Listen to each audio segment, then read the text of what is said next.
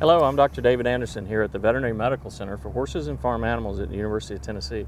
Today we're visiting with Dr. Marc Caldwell. Dr. Caldwell is a specialist in diseases of cattle.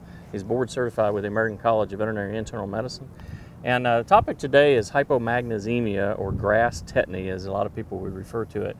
And here we're working through the winter, we're getting into the early spring, and you hear people talk about grass tetany being a problem here in the southeast. And so what exactly is grass tetany? Well, grass tetany is a condition that cows get, especially in the springtime, because with a flush of spring grass, that grass is growing so fast that it really outstrips its magnesium supply.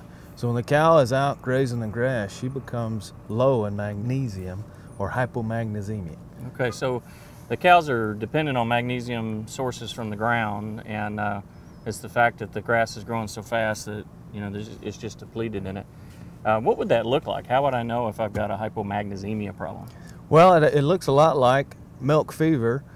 These cows, first sign you may see is that they're down, they're unable to stand. Early on in the sign of disease, you may see tremors and shaking in cows. They look like they have a neurologic condition.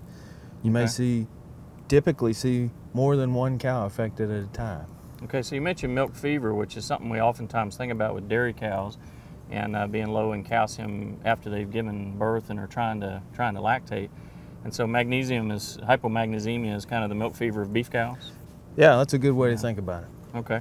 And so it's a spring problem, and I've got cows that we've identified as having a problem with magnesium. Can I treat it? Is that something I can fix? Yeah, it is. It's very simple to fix. Having your veterinarian come out to the farm, there are IV solutions of electrolytes that he or she can provide to the cow that will correct their magnesium deficiency. There are also some oral products that he or she could provide. But one of the better ways is to prevent it. And an easy way to do that is to provide a high magnesium salt, or trace mineral salt that is high in magnesium. Okay, so if I'm worried about magnesium, maybe I've had it in years past, or this is a particularly good growing year, that's a top dress I'd put on grain, or it's a loose mineral that I'd apply to them? Or? Really, it's a loose mineral. In the same way you've been used to providing loose minerals or trace minerals, there are also blocks that are available that you just put out there in pasture, near the water, near the feed, and those cows will go and they'll lick it and they'll consume enough magnesium from those loose minerals from those blocks. So that's something I could talk to the feed store or the county extension agent in terms of getting sources of magnesium for that? Certainly can. Yeah.